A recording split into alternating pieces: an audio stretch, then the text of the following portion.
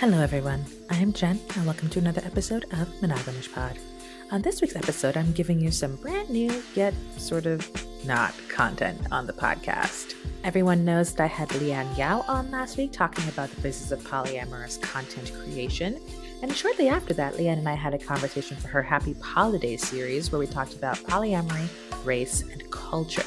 That was such an interesting conversation, and I felt like you guys deserve to hear it on the podcast too. It's been posted on IGTV, it's on the Polyphilia YouTube channel, but why not give it to you guys here on Monogamish Pod as well? We had such an interesting time talking about all this stuff. And so that's going to be coming up shortly. Before that, I just want to check in with you, put my finger on the pulse of the Monogamish Pod family. How are you guys doing? How are the holidays treating you? This time of year can be rough for a lot of people, whether you're close to your family or not. It's, especially with COVID, like we are in a strange space yet again, moving into 2022. And I just want to let everyone know that I love you. That's really what it is. Every person who listens to this podcast, I care for you guys deeply. And I am so grateful for your support. And I'm wishing you all the best in love and life and health and wealth, everything for the rest of the year and into 2022. This is our last episode of 2021. And so in 2022, things will continue in a similar vein to what we've been doing before, but of course, different topics, different guests, different ideas, more sharing, more openness. And I don't know, I feel like this time of year is hard for me as well, which I don't think I talk about enough. I might have skimmed it in previous conversations on the pod in previous years, but I moved to a new state this year, which you guys know. I've only been living in my new state for about 2 months. My first time living fully on my own, no roommates. I've rented rooms in places before. I've had to take care of myself, of course, all this time. But it's interesting, having a place that's just you. There's no one else there unless you invite them over. And I like it. I like it a lot. I knew that once I did this, I would never want another roommate again, and it's definitely proving correctly.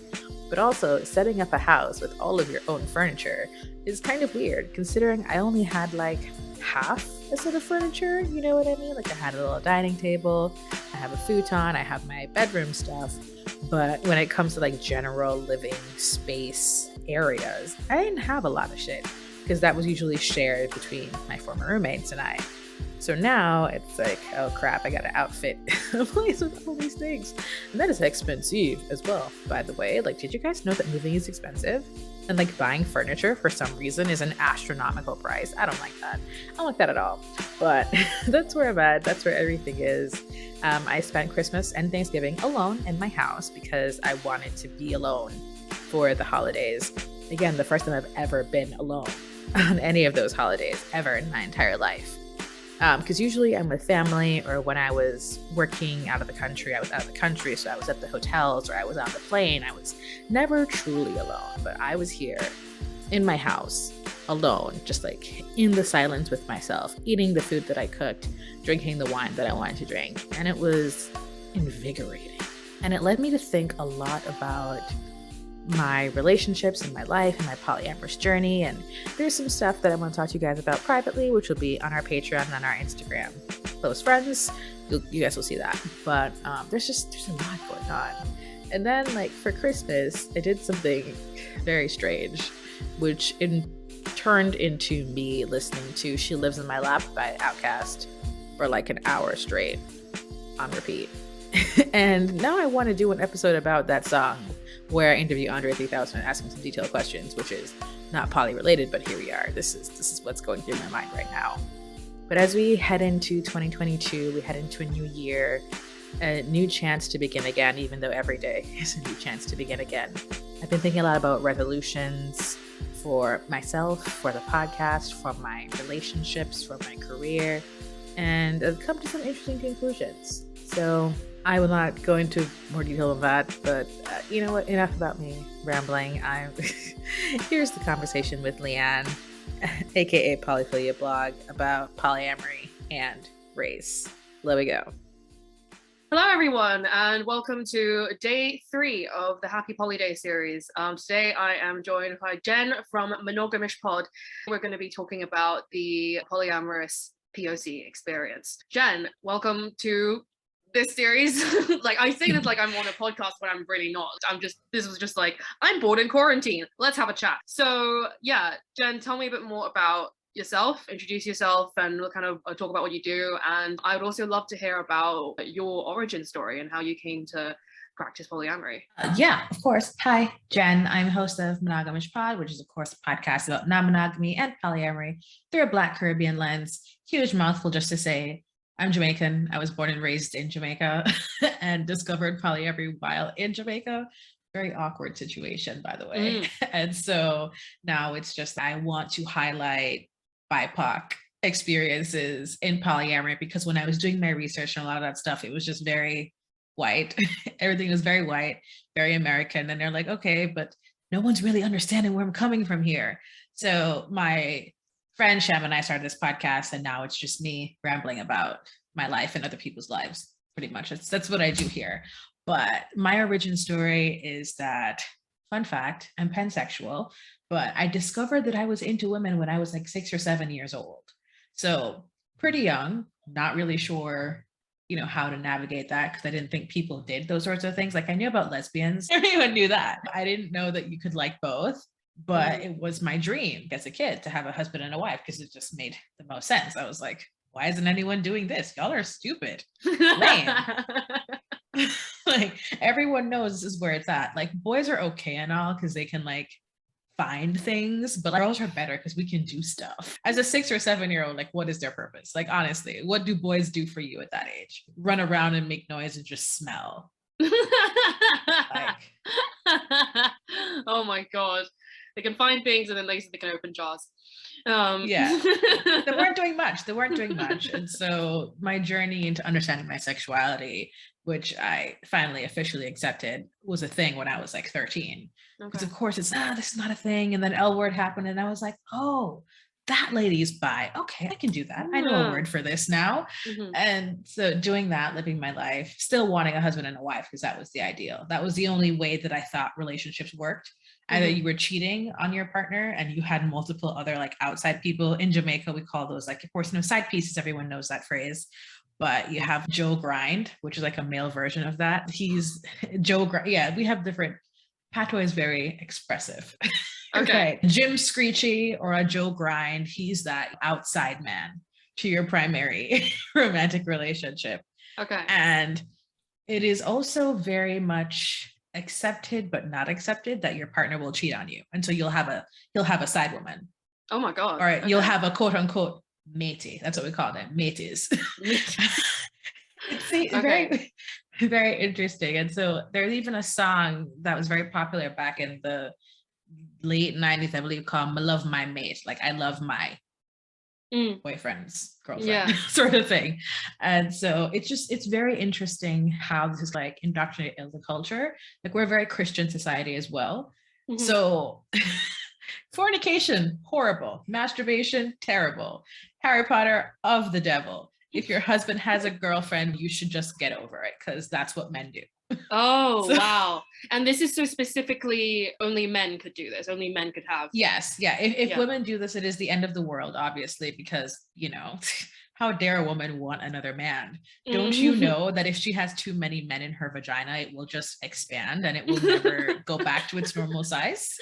Like, who would want that? Yeah.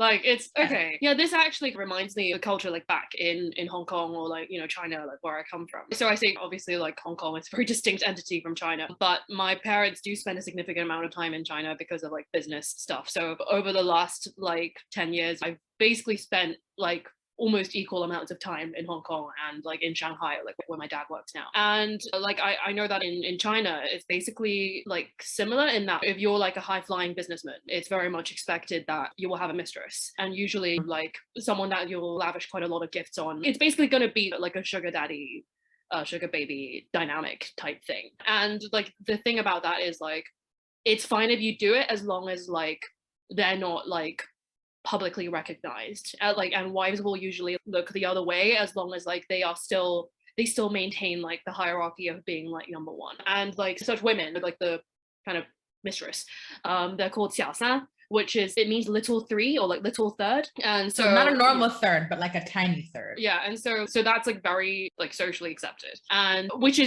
so it's interesting that like they'll allow that, like as long as it's, but I'm still the one who is like the wife, and you're not going to leave me for her or like whatever, and this is just some like fun dalliance that you're having like outside of marriage. And so it's weird that this is kind of socially accepted, but then as soon as everyone knows about it or whatever, everyone's, oh my god, this can't be. And there was no polyamorous community in Hong Kong like up until maybe like 2 years ago, when like there was like a polyamory meetup group that was established. And I didn't know this until very recently, actually, because like I saw an article in the Hong Kong Free Post where they interviewed some polyamorous people in Hong Kong, and I was like, what? Because I moved to the UK 5 years ago, and so I was like, this wasn't there when I was there, like what?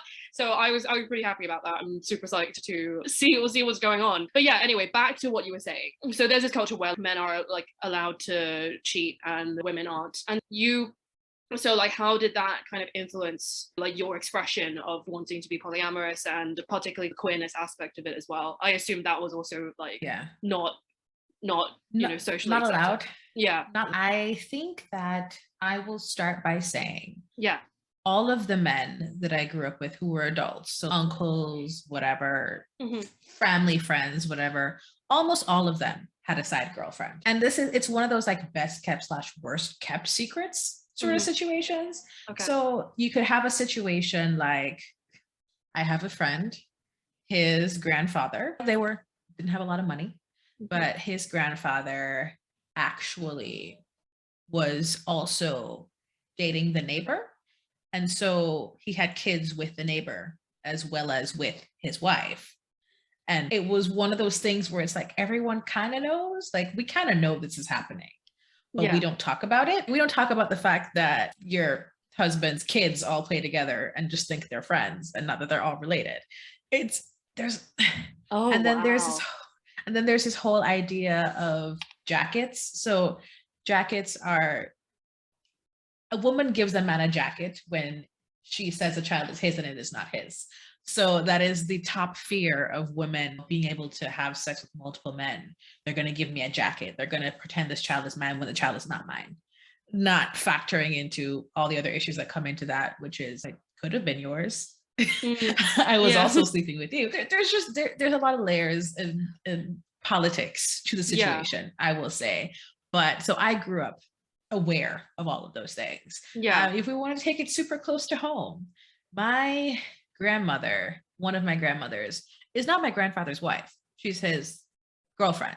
Right. And my grandfather was still married. And he had children with his wife, children with my grandmother. She had children from a previous relationship. So this was just standard. Like I grew up knowing that my grandmother would have my grandfather over to her house for like lunch. He would come over for dinner.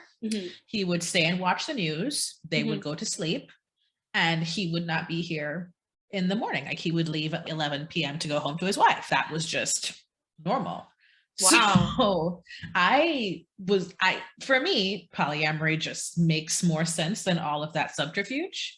Yeah. And so even like growing up and like exploring connections with men and like dating men, and people are talking about cheating and whatever, like I can tell you one of my boyfriends cheated on me. And I say cheated because he violated the arrangement, but he violated the arrangement the first time.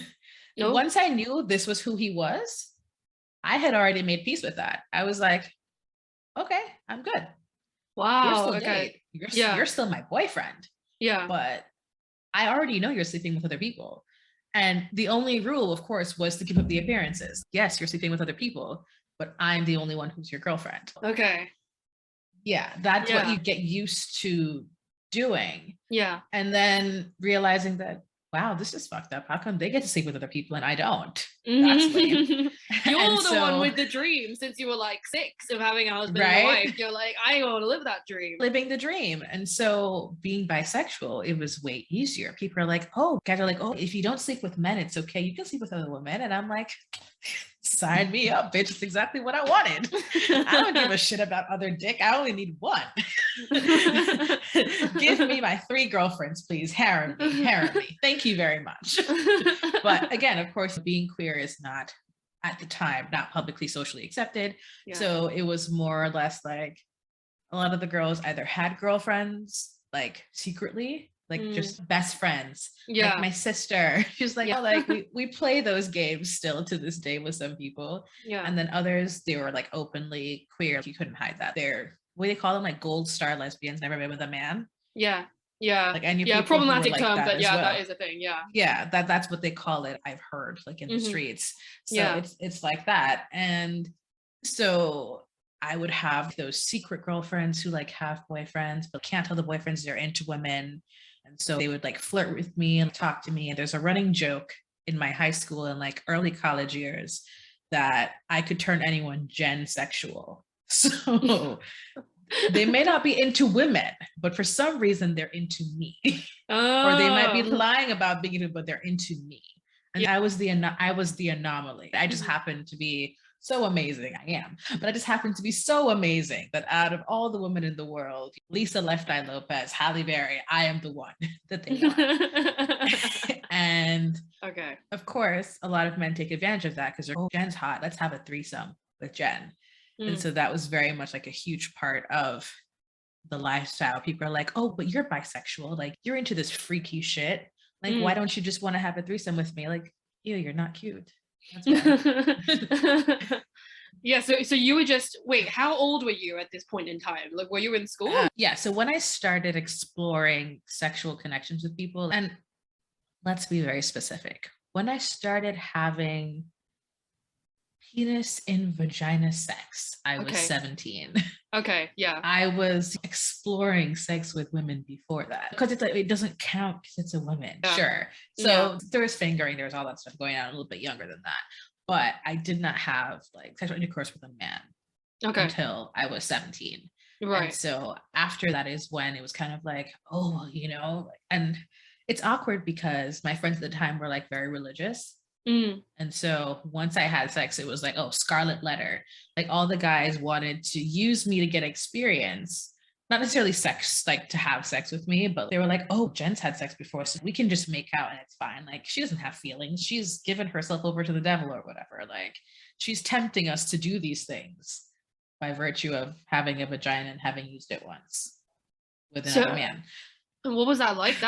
What was that like for you, being like that person where everyone was just like using you for sex? Good time, but not a serious time. Yeah. Did not help that I have been content warning, trigger warning, suffering from eating disorder issues and like body image issues. And there was a lot of stuff going on in my life from childhood up until those things never really go away. If we're being super honest, there's always that kind of little part in your brain that will regress to a certain point if you were triggered a certain way. So at that time, it was very weird, very hurtful. And because for some of those people, it's like, I thought we were actually friends. And so when you express an interest in me to a certain point, it's like, cool. All right, well, then I'm interested as well. I did have a crush on you. So let's try to do this thing. And then it was like, oh no, this was just a thing. Like no one can ever know about this. And it was like, you suck. So I am not the problem here. You are. And it took a couple of people, but it also led to me cutting off that entire group of people because I was like, there's something wrong with you guys. There's nothing wrong with me. I'm being honest about myself. I'm being who I am. And there's something wrong with you. I'm glad you had insight to think that at the time, because I think some people really just internalize it and they're like, maybe like, I'm the problem. I should be kept a secret. I'm worthless. Or no. But I just didn't want a serious, like, I wasn't looking for like my future husband. And of course, when you're in college, what are you doing if not looking for your husband? How dare you go to college? One of my family members told me that. She was just like, what are you doing wasting your time? You're going, where are the men? And I was like, what men? Girl, what are you talking about? She's like, you should be taking this time to look for a husband. I was like, a husband? Yeah. What am I going to do with one of those? I was also delusional because I did think that I'd be married with a child by 25, because at 19, 25 seems super old for some reason. You're just like, that's just so far away. I graduated college at 20. So I graduated at 20. And at that point, I had already been like, okay, I've had a couple of threesomes. I've dated women, I've dated men. I'm very firmly in this bisexual camp, but I don't think I'm quite looking for the same things that everyone else is looking for. There's something not clicking with me about how this is going. So time passes. I date another man. We try monogamy for a while. I become miserable, very unhappy. And this is after it took him like 6+ months for me to even him to even get me to call him my boyfriend. I was just like pretending he was just some dude. He's just some dude I happen to sleep with who's my friend. He's not like my boyfriend or anything. Then I was like, I guess I have feelings for you. I guess you could be my boyfriend now. Yeah, like, I guess. I guess. Yeah. And then I got unhappy. And then he was like, why are you unhappy? And I was like, I just miss pussy. Okay. Yeah. And he was like, well, why didn't you just say that? You were bisexual when we started talking. Like, you can date women. And I was like, really? Yeah, you can date women. That's totally fine. And that was it. Okay. You could never hold me back again. The only reason I even tried monogamy with him was because he and I had talked about that future, the marriage, the kids, all the things, what you're supposed to want when you're in your early 20s dating men. And I thought that we could have had that future. So I was like, you can be bi. You just can't always be fucking bitches if you want that future.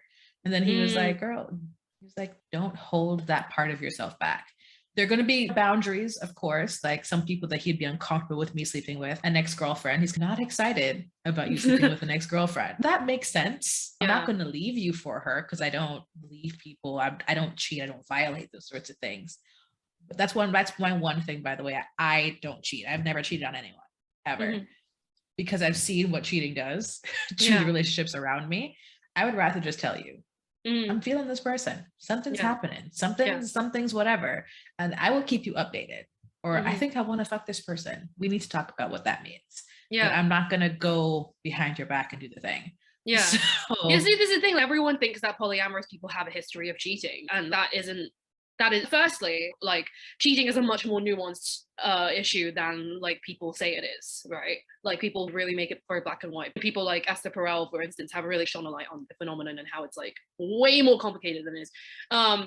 But then also people like you've never cheated on it. You've always been very honest about your attraction to multiple people, and you haven't made a secret of that, and you've never acted on things like without having had a prior conversation, which is what it's all about.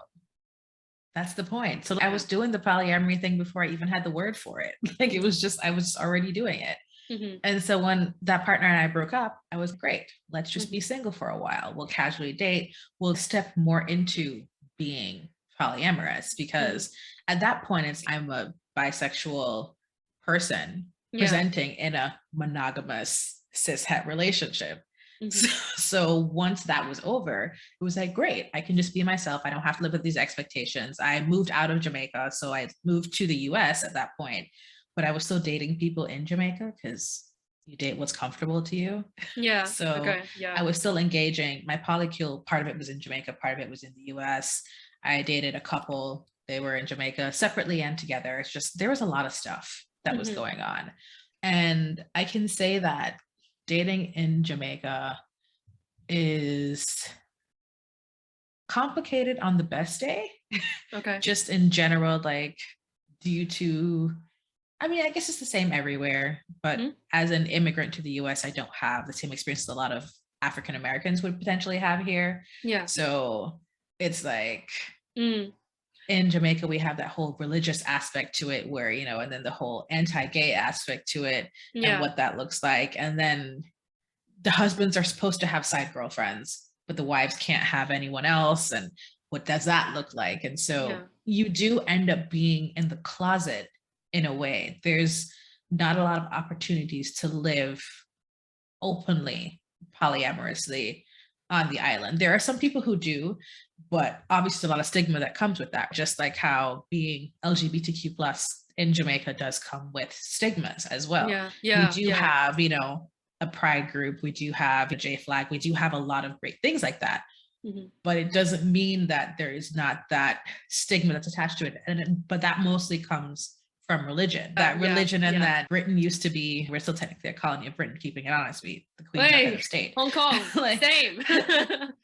Colonialism, my favorite. And so taking that into account, it's like a lot of our rules and our laws are very much based in homophobia and in patriarchy, and to benefit our colonial overlords, so to speak. Okay. That it is what the current will of the people is. So like, for example, buggery is illegal. So buggery is, we have a buggery law, which is just anal sex. Like regardless of gender? Yeah. Buggery is illegal. You cannot, buggery is illegal. Oh, wow. Okay. It is more often applied to homosexual situations, obviously, because you got to catch those gays. But I'm doing quote unquotes there, people who are not actively watching the screen. I forget that it sounds horrible when you say it out loud without little quotation marks, but there's levels to this. Yes. And so a part of you will always be living somewhat closeted in Jamaica, unless you are completely out and proud and able to deal with what the ramifications of that are. No, that's real. I'm seeing so many parallels between like your life in Jamaica and like mine in Hong Kong.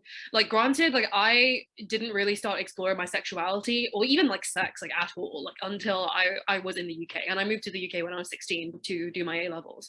So like before that, like I actually, this is really funny, but I actually identified as asexual like for the longest time. And it wasn't until I moved to the UK that I was like, oh, I'm not asexual. I was just getting bullied and I wasn't attracted to anyone because everyone was bullying me.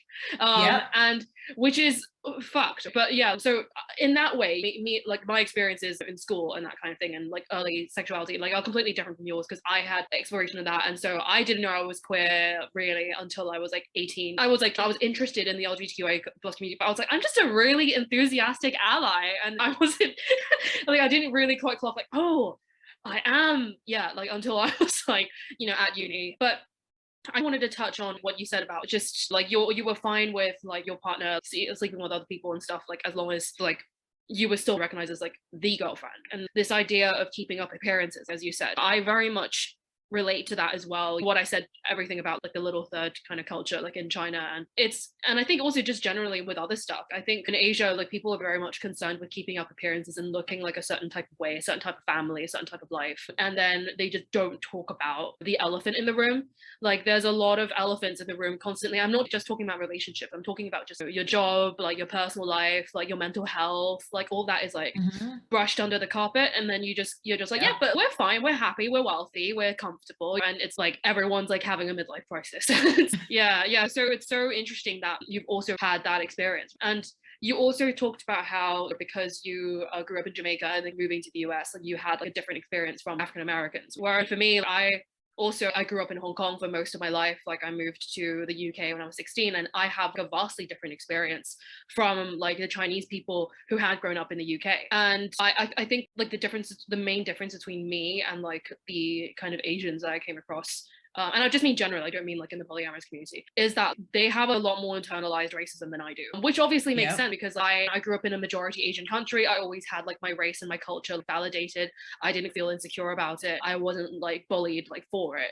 Whereas if you're in like a white majority country, then you're constantly like, you see your culture being made fun of and misunderstood and you misrepresented, and that's like a whole that fucks with you. The racism hits different. The racism does hit different, and like obviously people have been racist to me in the UK, but it's not been like a constant thing to the point where I've internalized. It's always been more, I've always treated it as more the exception than the norm. But yeah, like I'm very like, it sounds bad when I say this, but like, I feel that, I have the privilege of being like secure in my ethnic identity in a way that like diaspora Asians would kind of struggle to get to the same point. And, that's kind of because like I kind of lived, I like because of my lived experience. And this kind of brings up for me like, because dating, this is where I want to start talking about like dating like other people of color, or like dating like white people like in the polyamorous community and also generally, because so my parents like had this dream for me like growing up where they were like, oh, we want you to marry like another like nice Chinese man, ideally a doctor or an engineer.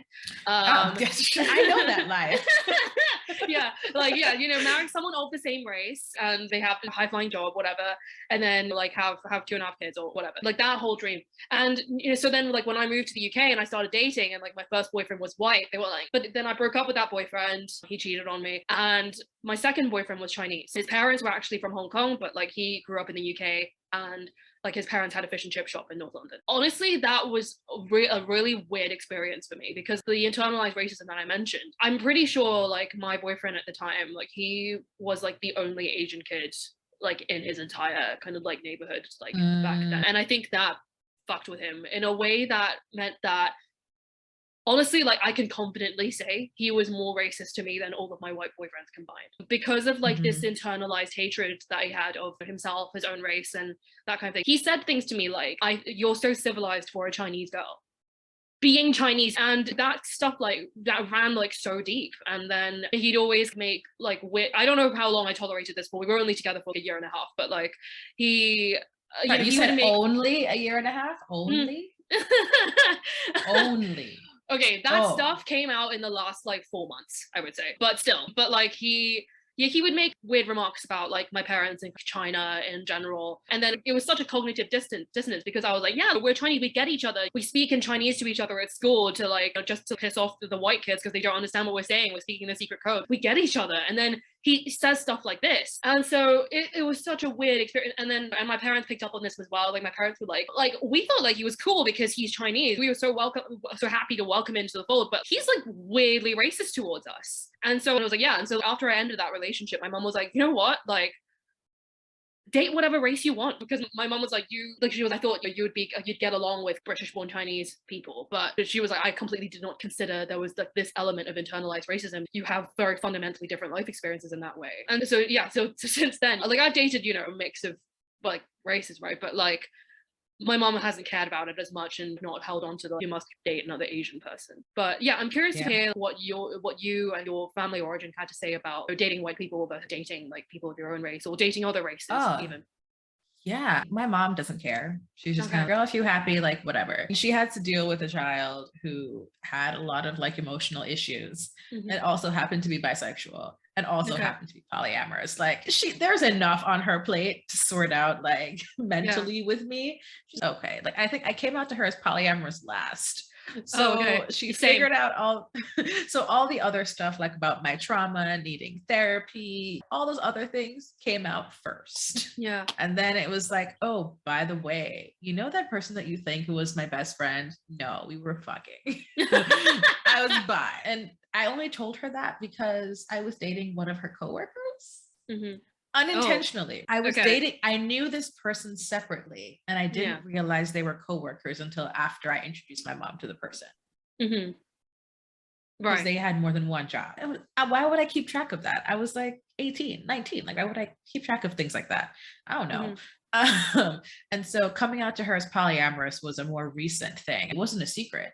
There was that married couple who were so close to me, who every time I came home to Jamaica to visit, they would come to my house within hours of me landing.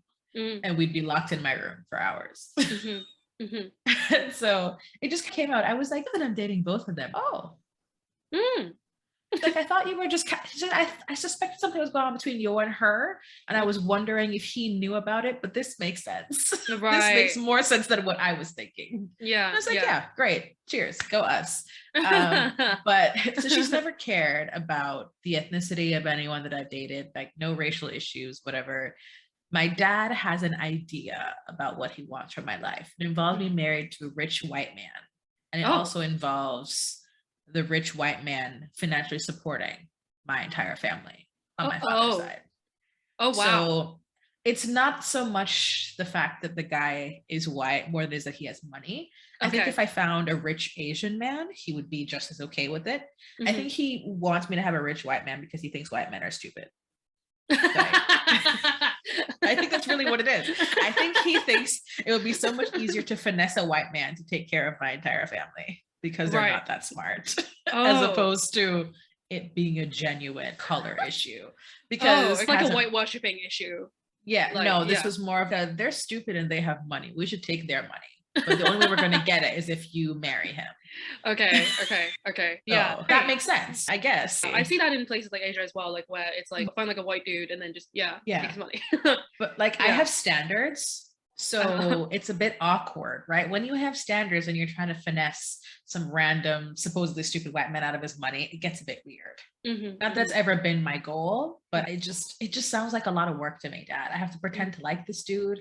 I have to voluntarily spend time with him.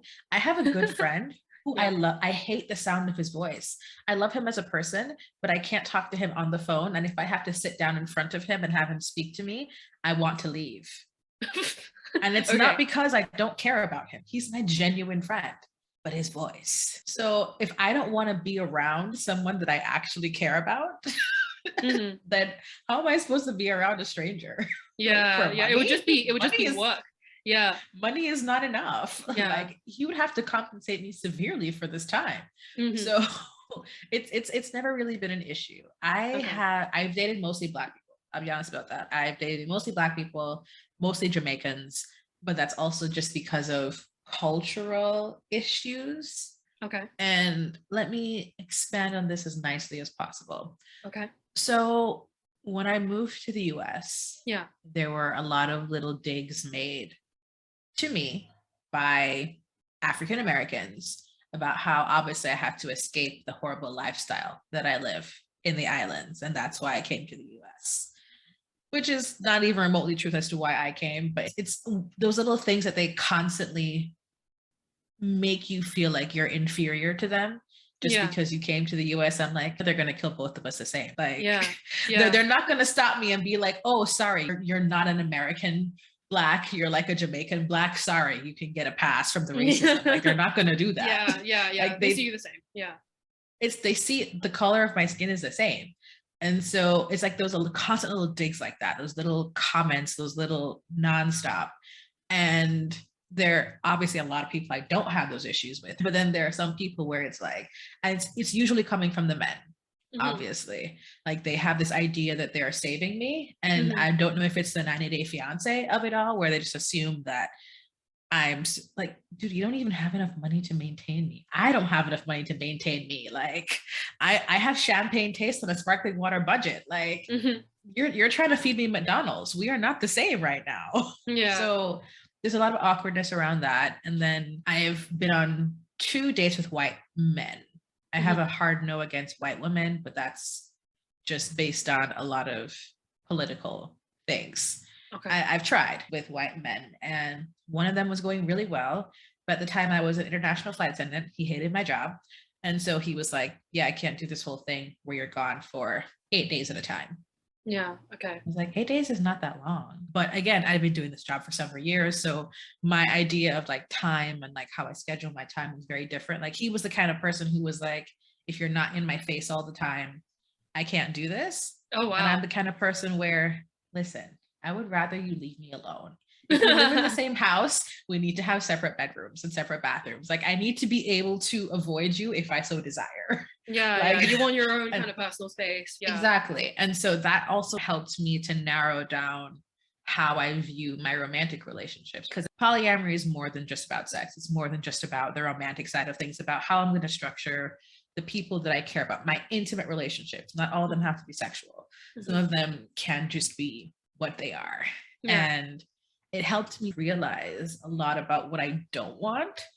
And I don't want kitchen table poly. That is not ideal to me. Okay. I was like, I very much am a solo polyamorous person. I want to live alone. If we are cohabitating, it is for financial reasons, not because I actively want you in my space. I've had roommates weren't enough. Like we could be married, but we're roommates. Okay. We got separate spaces, we got separate times, we got schedules, we got the whole thing. And exploring dating racially was very odd. Okay. Like I remember on dating apps, men would be like, oh yeah, this dude says, oh, my friends tell me I have jungle fever. And I was like, okay, what am I supposed to do with that? Do you know how racist that is? My Black friend says it all the time. Are you Black? Are you Black? Did something happen? to your picture, you look a little pale. And then the other ones were just like, oh, I hope you're not one of those Black Lives Matter bitches.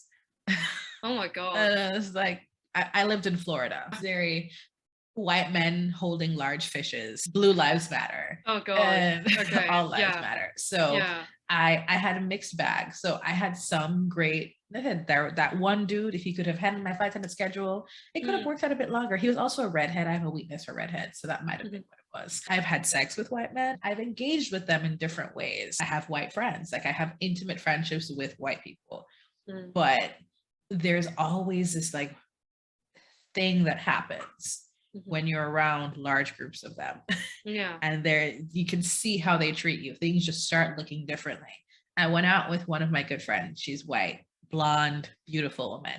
We went to a nightclub. Like a dude had invited her and a friend, and I'm her friend. And he refused to look at me. He refused to speak directly to me. And so it was one of those things where he was only looking at her, and then he'd be like, oh, I'm going to the bar. What do you want to drink? And so she would have to deliberately turn to me and be like, are you thirsty? Do you want something to drink? Okay, my friend and I will have XYZ ABC. Wow. That's how they treated you. Like they treated you like you were invisible, like you were not even there. Wow, I've never encountered that kind of experience. If people ignored me, it wasn't on like the basis of my race. So for full disclosure, I attended Oxford University, and Oxford University, there is like a type of like rich white boy there where like they only associate with other rich white boys.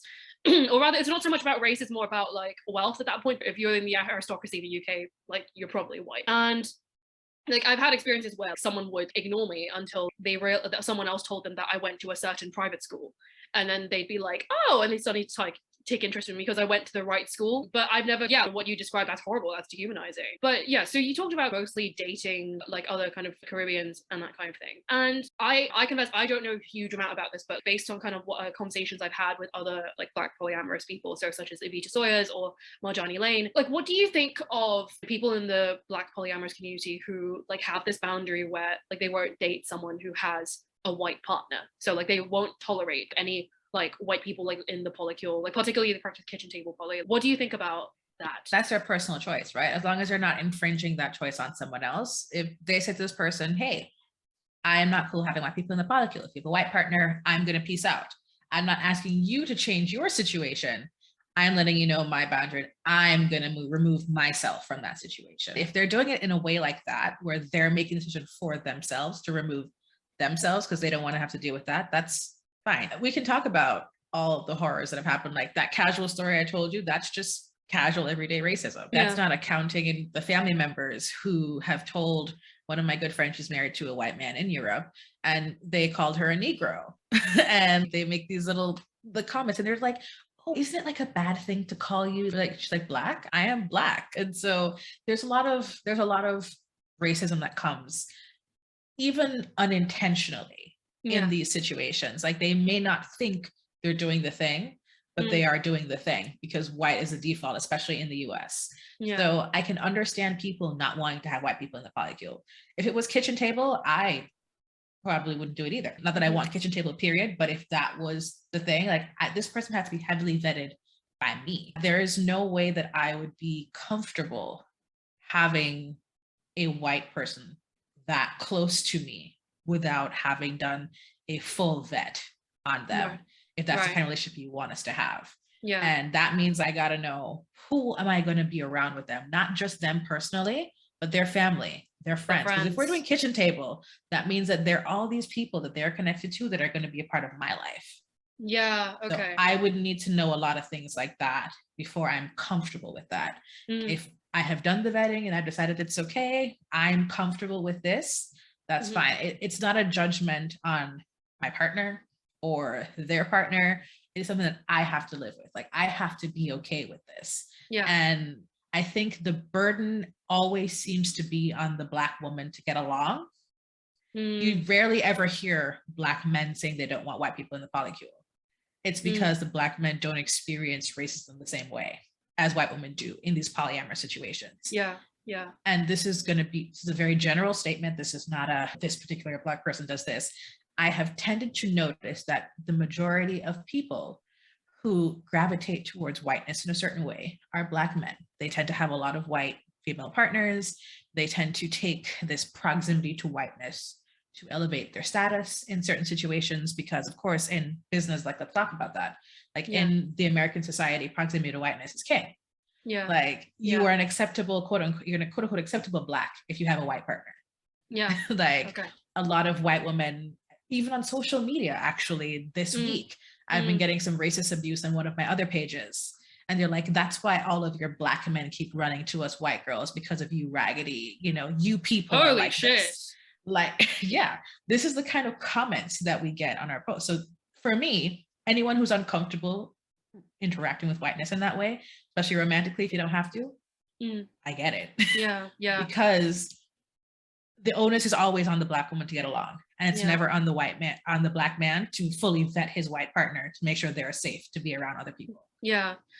There's two things that I want to say in response to that, because on this kind of whole debate, I think this is quite like a thorny issue in the community, because some people agree with it and some people don't. And like my personal take is that, like, obviously like a white person is more likely to not have the kind of social awareness and that type of shit. But given the experience that I just told you about, where like my one kind of long-term like person, like partner who was a person of color, was more racist than all of my other white partners, based on my own experience, I've learned not to automatically assume that just because they're white they're going to cause harm, and just because they're a person of color they're immediately safe, because I've been so massively betrayed in that way that like I see them the same. I've never lived in America, and I know that kind of race in America is like, it's different. I think because of the history and everything, it's going to be like different from, say, like in the UK. Not to say that there is racism in the UK, but I think the dynamics are like a little different. And the second thing that I want to say, like in calling back to what you said about like Black men and proximity to whiteness, obviously I have no kind of personal experience to speak of regarding this, but this reminds me of, do you know the YouTuber Cat Black? I know her. Black polyamorous trans woman. And recently she did like a podcast call-in show, like where she was speaking about the very, very thorny issue of race play, and particularly Black people who willingly participate in race play. And she and basically like she got like a bunch of people to call in with their own personal experiences of this, and basically she, from all of that, because she's got quite a big following, big platform and whatever, and kind of speaking to people, like she surmised that people who, like the Black people who are all right with race play are Black men, whereas like Black women are not okay with it. And so that was like that, you know, that what you said reminded me of that, how I think like being a man, you still have some amount of kind of male privilege in terms of like your personal safety and that kind of thing that like as a Black woman you don't have. Would you say that's accurate? Yeah, if we're talking about racism in general, yes, everyone experiences racism, but Black women are the one who gets shit on the most. And this is just factually true. We could talk about it statistically based on numbers. We could talk about anything around this, but it always comes down to the fact that it's always the Black women who have the worst experiences, even with Black men. Because they're like, oh, that's how we can't date you people. That's why we can't date people like you. And my friends and I have a joke: Black men are the weakest link, because when it comes to this, there's a funny TikTok. I thought it was hilarious. This Black guy asking the girlfriend, like, oh, his white girlfriend, obviously, would you leave me if there was somebody who wants to date you who made more money than me? She was like, yeah, what the fuck am I going to stay with you for? They make more money.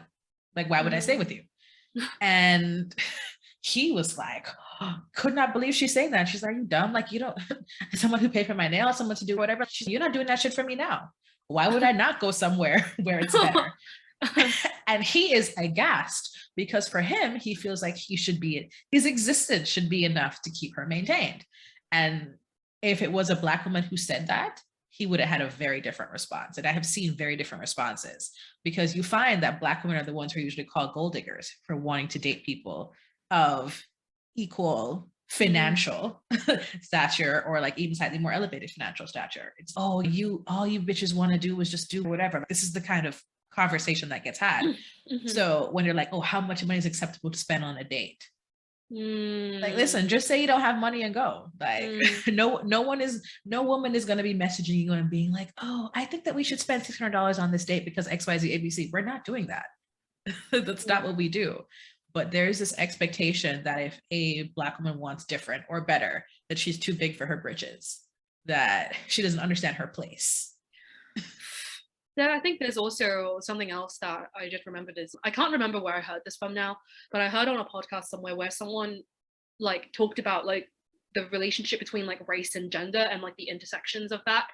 Where like basically race is gender, like gender is racialized. So what I mean by that is I feel like so this person said on the podcast, and I 100% agree with this, by the way, that certain races are assigned like genders. So like blackness is assigned with masculinity, for example, and Asianness is assigned to femininity. So that's why you see like black men, they're like seen as the ultimate like symbol of masculinity, and black women tend to be portrayed as like aggressive and too big for the britches, as you said. And whereas Asians, they tend to be seen as like feminine. Asian women are like the peak of like beauty and femininity and like demureness and submissiveness, right? And Asian men are like weak, and they're not seen as like strong, and like they're just they're seen like submissive again. And I think that kind of plays into like the proximity to whiteness kind of thing. Like I think that if there's two groups of people that like people always talk about taking advantage of that, it's actually like you say black men, but in my world, for Asian people, it's like Asian women. There's like the stereotype that like they always have like white boyfriends, and I wonder if that's because like Asian women are seen as like feminine, as is aligning with their gender, and then black men are seen as masculine, again aligning with their gender, and that kind of gives them that, I don't want to say privilege, I don't think privilege is the right word, but that gives them the ability to be proximal to what. Do you know what I'm trying to say? Yes, I get what you're trying to say. And I think it's funny that you mentioned that. So I used to be an international flight attendant. Like I said, I traveled to Europe a lot. I flew to Thailand a lot. And so many white European men with their Thai wives, so many. And it is such an interesting dynamic, because I would be in Denmark, and just one country, for example, I'd be in Denmark, and the Black people there were all immigrants. I went to immigrants, in the negative way, the way they talk about it. But if you're being honest, anyone who is not from the place is an immigrant, but they don't count white people. They don't count other white Europeans as immigrants, only the Africans who had to come over here because of their horrible conditions in their countries. And racism has gotten so much more astronomical in Denmark, by the way. But I remember this one particular instance. I was at a nightclub, but not like the best neighborhood, it's a dodgy neighborhood. Like we were being surprised, like a little bit dodgy, but that's where the nightclub that played the Black music was, obviously, right?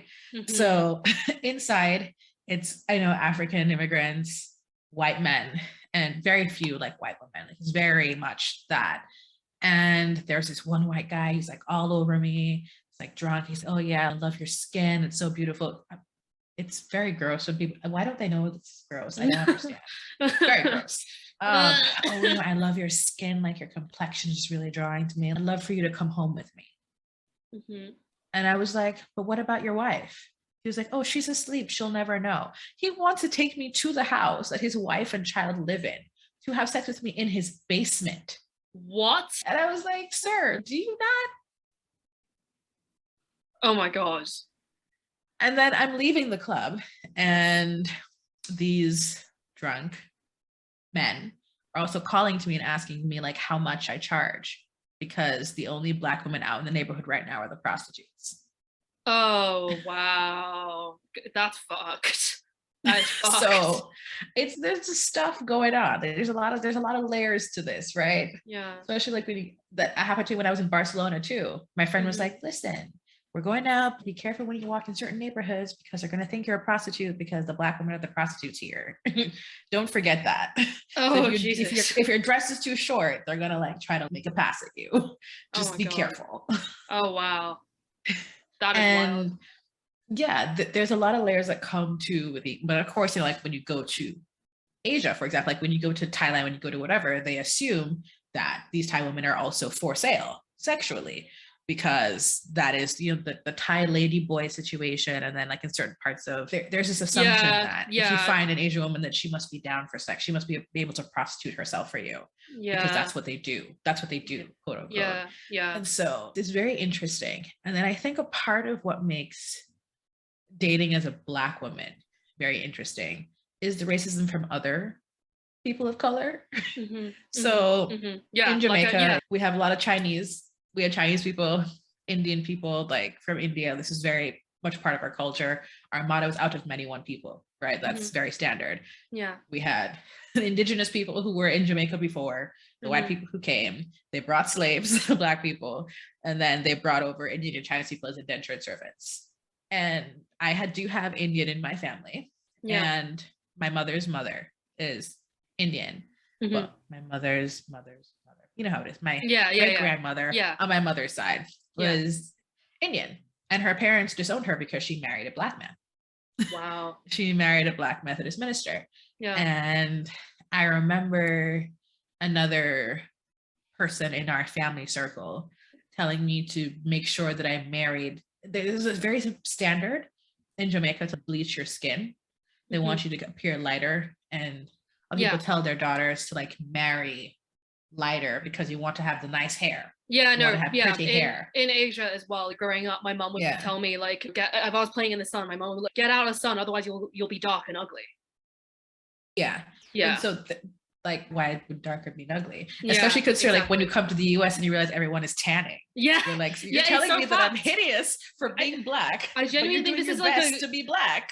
I genuinely think this is more of a grass is greener situation. Like people with dark skin want to be lighter because then they look like exotic or different. And then like in like white countries, they want to look tan because then they look like traveled and again, different. Like obviously there's a racial element to this as well, but I do think like the grass is greener thing is like a big contributing factor.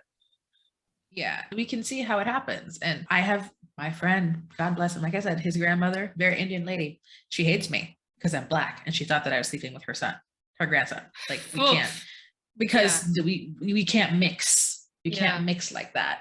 Yeah. And so that's also the hard part, where it's, yes, I'm open to dating people, I'm open to getting to know people, I'm open to building these connections with people, but then it's like the color of my skin is a barrier as opposed to actually knowing anything about me.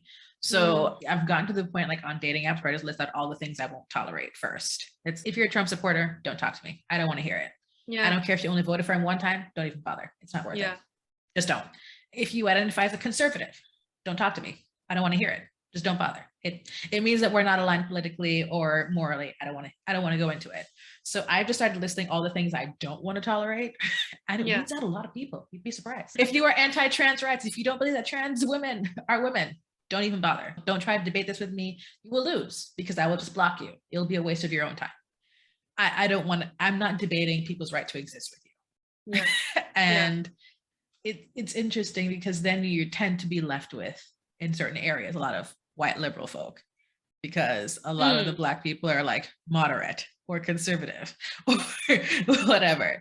And then it's like, great, how do I live with this? And that was one of the hardest things to understand about polyamory in the US specifically. Because in Jamaica, once you're polyamorous, you're okay with a lot of shit. You've got to be cool with a lot of shit to be polyamorous, right? Yeah. Because we come from this very conservative culture. You have to be okay with a lot of different expressions. Yeah. In the US, like realizing that people were Trump supporters, who were anti-trans rights, and also polyamorous, I was like, the math is not mathing. This is all connected. You have this alternative, quote unquote, lifestyle stuff. It's all connected.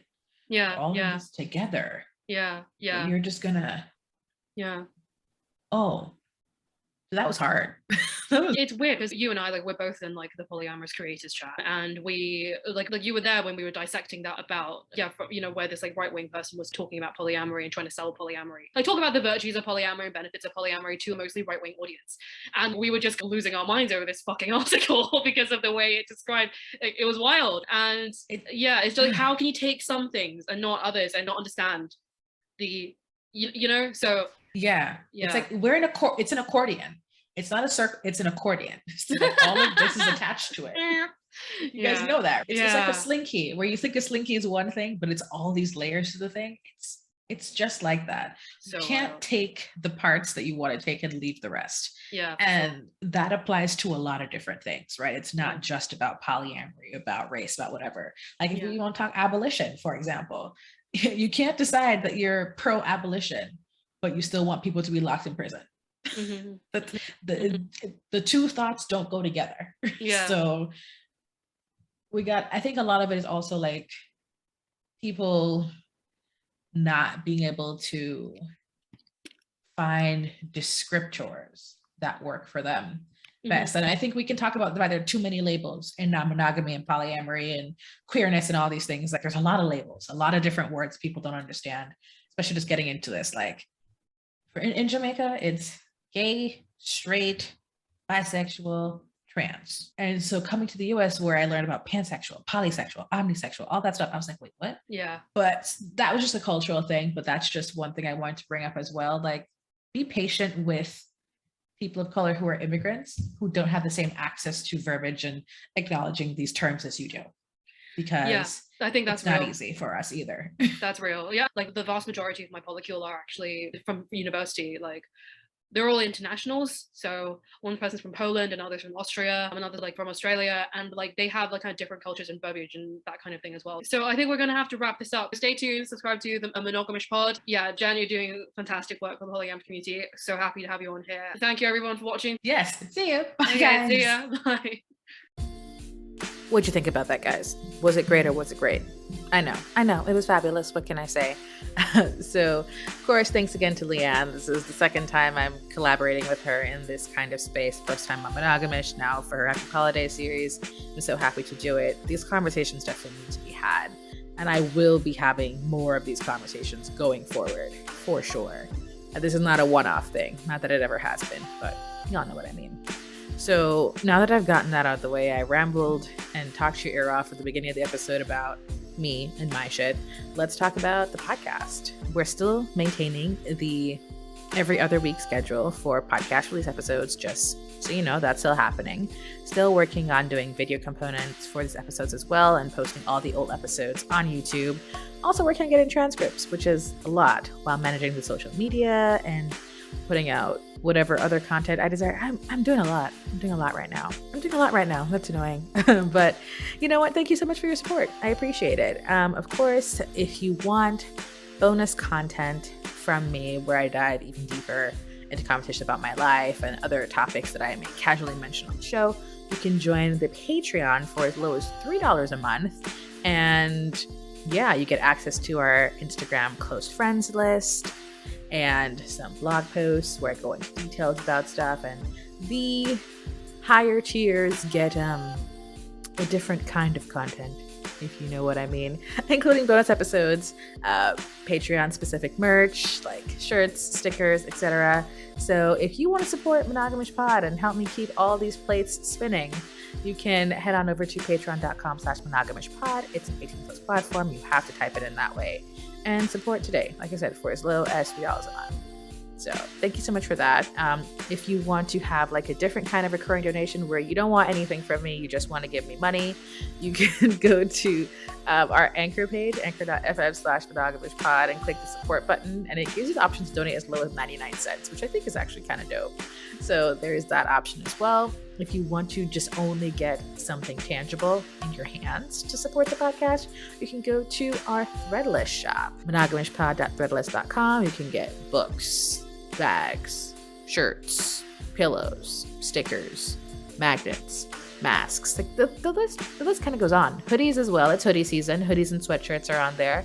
So you can head on over to monogamishpod.threadless.com or here I am telling you all this stuff when you could just go to monogamishpod.com in general and click these different tabs, right? We got a shop button on there. It takes you directly to the site. We have a Patreon link on there. It takes you directly to the Patreon. Like, I'm having you guys run around when you could just go to the website. It's crazy. So, of course, you can find us on social media, Monogamish Pod on Twitter, Instagram, Facebook, and TikTok. I don't post as much on TikTok, but I'm going to try, y'all. I'm going to try. Like I said, I'm that juggler trying to juggle like 30,000 balls at once, but I'm going to do my best.